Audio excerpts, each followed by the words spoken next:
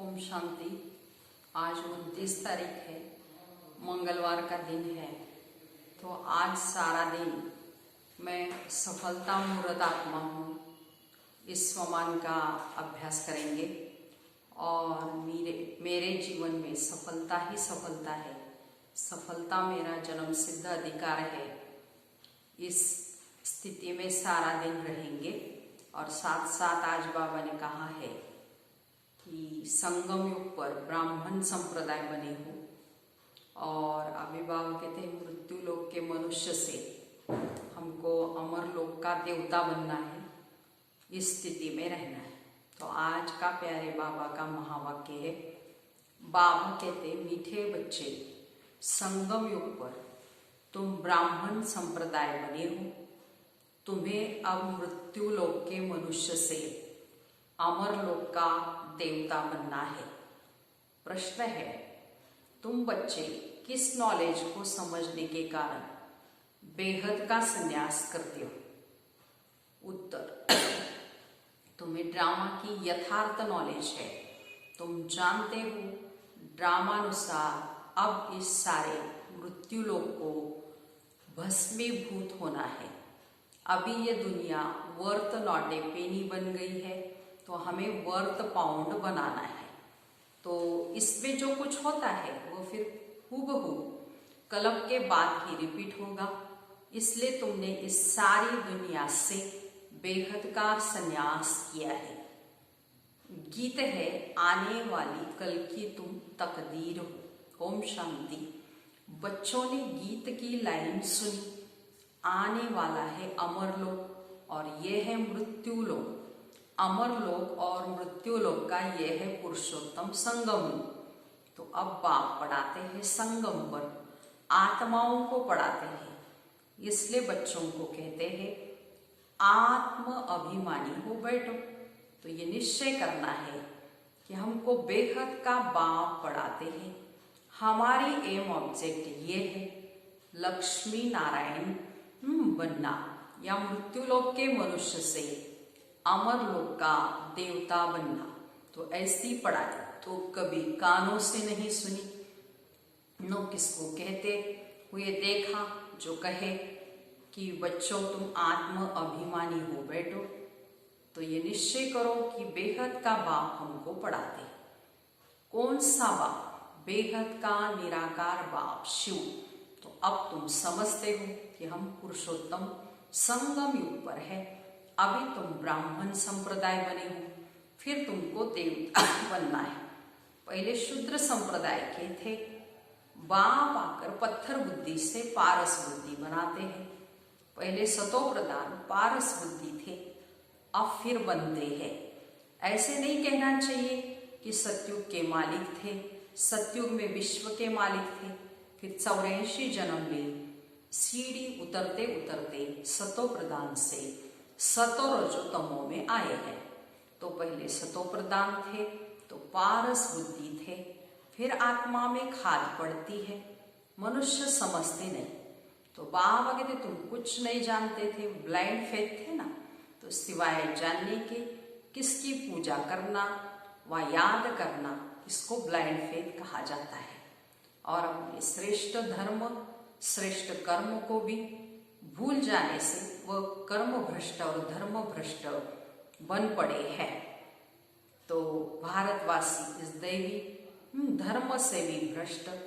बाबा समझाते वास्तव में तुम हो प्रवृत्ति वाले, वही देवता है। जब अपवित्र बनते हैं तब देवी देवता कहला नहीं सकते, इसलिए नाम हिंदू धर्म रख दिया है।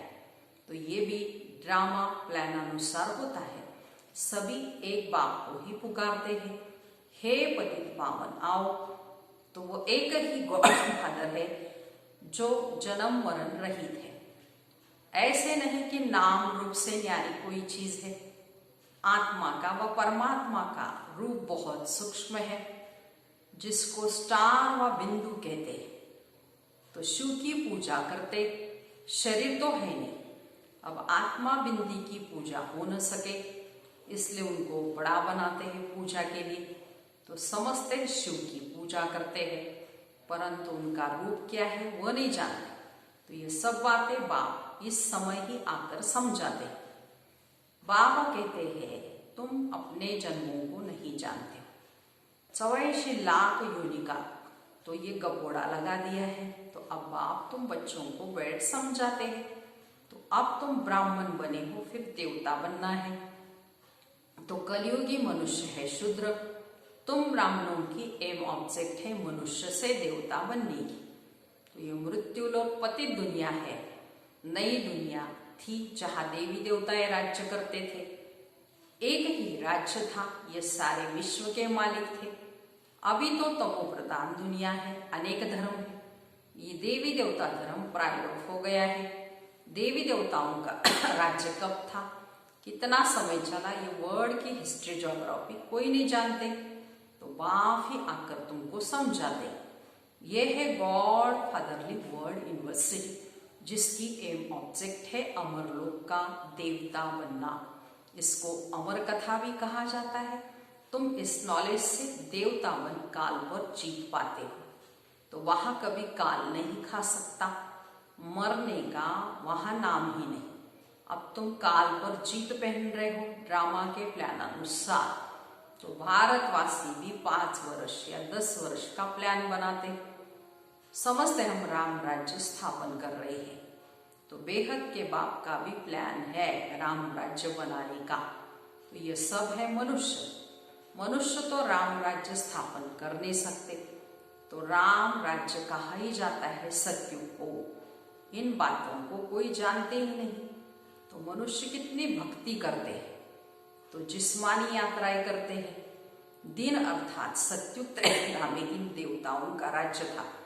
फिर रात में भक्ति मार्ग शुरू होता है। सतयुग में भक्ति होती नहीं। ज्ञान भक्ति वैराग्य ये बाप समझाते हैं। वैराग्य भी 2 प्रकार का है। एक है हठ योगी निवृत्ति मार्ग वालों का, वो घर बार छोड़ जंगल में जाते हैं। अब तुमको बेहद का संन्यास करना है, सारी मृत्यु लोक का। माना बाबा कहते हैं सारी पुरानी दुनिया को ही तुमको भूलना है, क्योंकि ये सारी दुनिया भस्मीभूत होने वाली है। तो ड्रामा को अच्छी रीति समझना है। जो मिसल टिक टिक होती रहती है, तो जो कुछ होता है फिर कलम बाद 5000 वर्ष बाद ही हुबहू रिपीट होगा। इसको बहुत अच्छी रीति समझकर बेहद का संन्यास करना है। समझो कोई विलायत जाते हैं तो कहेंगे वहां हम ये नॉलेज पढ़ सकते हैं। तो बाबा हाँ, कहाँ भी बैठ तुम पढ़ सकते हो। इसमें पहले 7 रोज का कोर्स लेना पड़ता है। बहुत सहज है। आत्मा को सिर्फ ये समझना होता है हम सतो प्रधान विश्व के मालिक थे, तब सतो प्रधान थे, अब तमो प्रधान बन गए हैं। तो 84 जन्मों में बिल्कुल ही वर्थ नॉट ए पेनी बन पड़े हैं। अब फिर हम पाउंड कैसे बने। तो अब कलयुग में है, फिर सतयुग जरूर होगा। तो बाप कितना सिंपल रीति समझाते। 7 दिन का कोर्स भी समझना है, कैसे हम सतो प्रधान से तमो प्रधान बने हैं, काम चिता पर बैठ तमो प्रधान बने हैं। अब फिर ज्ञान चिता पर बैठ सतो प्रधान बनना है। तो ये वर्ल्ड की हिस्ट्री ज्योग्राफी रिपीट होती है, चक्र फिरता रहता है ना। तो अभी है संगम युग, फिर होगा सतयुग। अभी हम कलयुगी विशेष बने हैं, सो फिर सतयुगी वैसे कैसे बने, उसके लिए बाप रास्ता बताते, पुकारते भी है हमारे में कोई गुण नहीं, अब हमको ऐसा गुणवान बनाओ। जो कलप पहले बने थे उनको फिर बनना है। तो बाबा समझाते पहले तो अपने को आत्मा समझो। आत्मा ही एक शरीर छोड़ दूसरा लेती है। अभी तुमको देही अभिमानी बनना है। अभी ही तुम्हें देही अभिमानी बनने की शिक्षा मिलती है। ऐसे नहीं कि तुम सदैव देही अभिमानी रहेंगे, नहीं। सतयुग में तो नाम शरीर के रहते हैं। लक्ष्मी नारायण के नाम पर ही सारी कारोबार चलती है। अभी यह संगम युग है, जबकि बाप समझाते हैं तुम अशरीरी आए थे, फिर अशरीरी ही तुमको जाना है वापस। तो अपने को आत्मा समझ बाप को याद करो। ये है रूहानी यात्रा। तो आत्मा अपने रूह बाप को याद करती है। बाप को याद करने से पाप भस्म हो जाएंगे। इसको योग अग्नि कहा जाता है। याद तो तुम कहा भी कर सकते हो, 7 रोज में समझना होता है ये सृष्टि चक्र कैसे फिरता है, कैसे हम सीढ़ी उतरते। अब फिर हम इस एक जन्म में ही चढ़ती कला में जाते हैं, विलायत में बच्चे रहते हैं, वहां भी मुरली जाती है। ये स्कूल है ना, तो वास्तव में ये है गॉड फादरली यूनिवर्सिटी। गीता का है राज्य, परंतु श्री कृष्ण को भगवान नहीं कहा जाता। ब्रह्मा विष्णु शंकर को भी देवता कहा जाता है। अब तुम पुरुषार्थ कर फिर सो देवता बनते हो, तो प्रजापिता ब्रह्मा भी जरूर यहाँ होगा ना। प्रजापिता तो मनुष्य है ना, तो प्रजा जरूर यहाँ ही रची जाती। तो हम सो का अर्थ बाप ने बहुत सहज रीति समझाया। भक्ति मार्ग तो कह देते हम आत्मा सो परमात्मा, इसलिए परमात्मा को सर्वव्यापी कह देते। तो बाप कहते सब में व्यापक है आत्मा, मैं कैसे व्यापक होऊंगा, तो तुम मुझे बुलाते ही हो, हे पतित पावन आओ हमको पावन बनाओ। तो निराकार आत्माएं सब आकर अपना अपना रत लेती है। तो हर एक अकाल मूर्त आत्मा का ये तख्त है। तख्त कहो अथवा रत कहो, बाप को तो रत है नहीं, वह निराकार गाया जाता है। न सूक्ष्म शरीर न स्थूल, तो निराकार खुद रट में बैठे तब बोल सके, बैठे तब बोल सके। रत बिगर तो पतित को पावन कैसे बनाएंगे। तो बाबा कहते मैं निराकार आकर इसका लोन लेता हूँ, टेम्पररी लोन लिया है, इसको भाग्यशाली रत कहा जाता है। तो बाप ही सृष्टि के आदि मध्यंत का राज बताए। तुम बच्चों को त्रिकालदर्शी बनाते, और कोई मनुष्य ये नॉलेज जान नहीं सकते। तो इस समय सब नास्तिक है, तो बाप आकर आस्तिक बनाते हैं। और रचयिता रचना का राज बाप ने तुमको समझाया, तो अब तुम्हारे सिवाय और कोई समझा न सके। तुम ही इस ज्ञान से फिर ये इतना ऊंच पद पाते हो। ये ज्ञान सिर्फ अब तुम ब्राह्मणों को ही मिलता है, और बाप संगम पर ही आकर ये ज्ञान देते हैं। तो सदगति देने वाला है ही एक बाप। मनुष्य मनुष्य को सदगति दे न सके, तो वह सब है गुरु भक्ति मार्ग के। सतगुरु एक है, तो उनको कहा जाता है वाह सतगुरु वाह। इनको पाठशाला भी कहा जाता है। एम ऑब्जेक्ट है नर से नारायण बनने की। तो वह है सब भक्ति मार्ग की कथा है।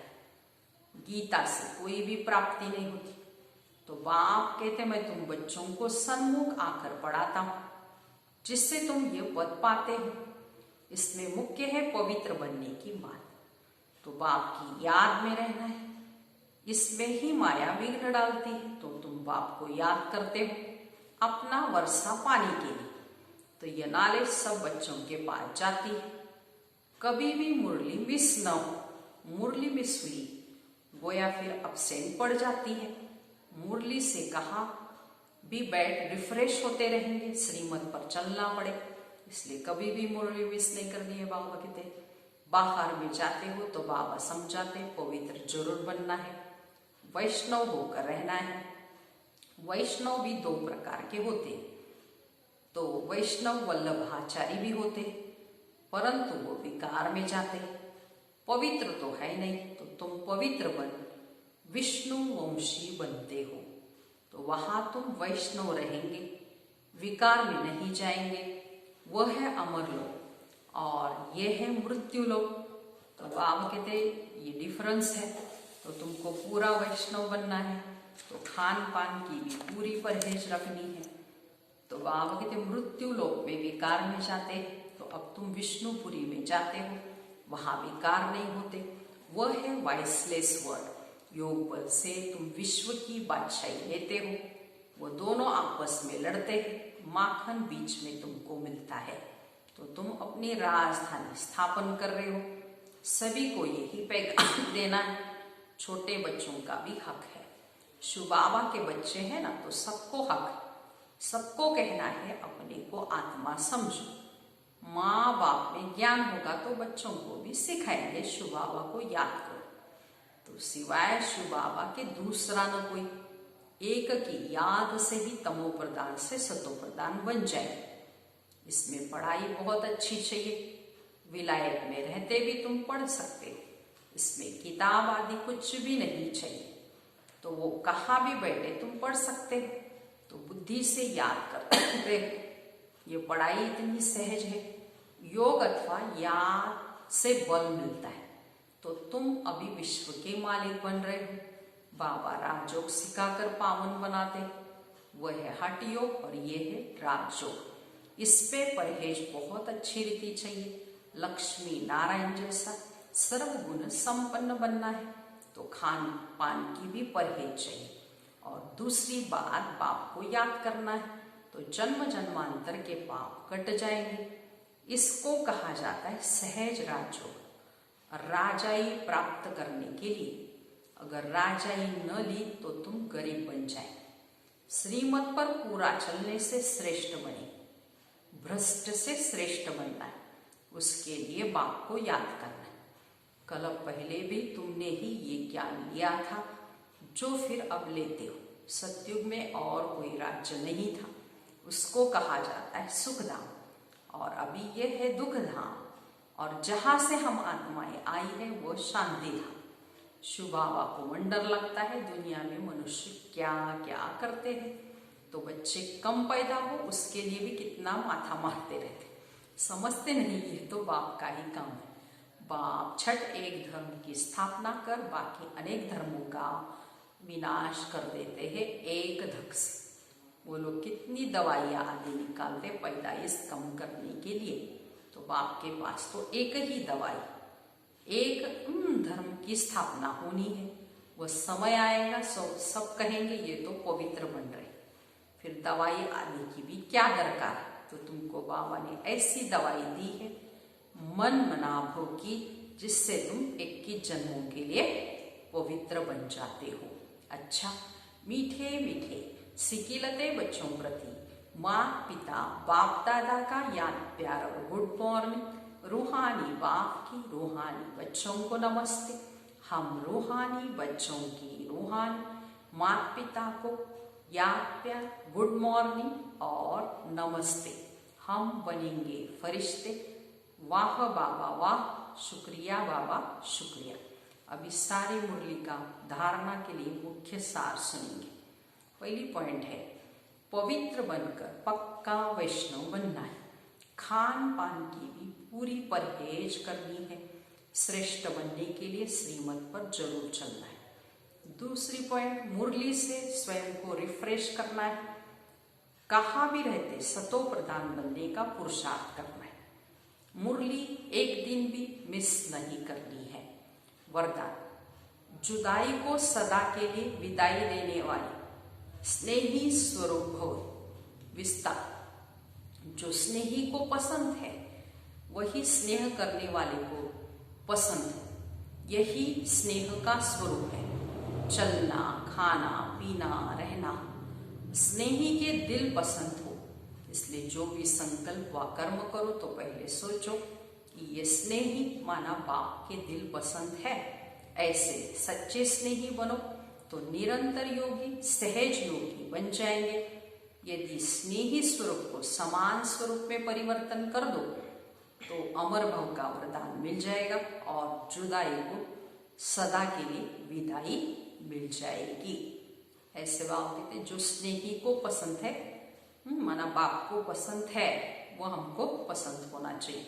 माना दिल पसंद है, बाबा कहते माना संकल्प, बोल, कर्म, चलना, खाना, पीना, बाबा कहते तो ऐसे सहयोगी बन जाएंगे। और बाबा ने कहा यदि स्नेही स्वरूप को समान स्वरूप में परिवर्तन कर दो तो फिर अमर भव का वरदान मिल जाएगा। ऐसे सारा दिन स्नेह स्वरूप में रहना है। स्लोगन, स्वभाव इजी और पुरुषार्थ अटेंशन वाला बनाओ। माना सारा दिन पुरुषार्थ पर अटेंशन देना है और बाबा कहते स्वभाव में बिल्कुल इजी रहना है। ओम शांति।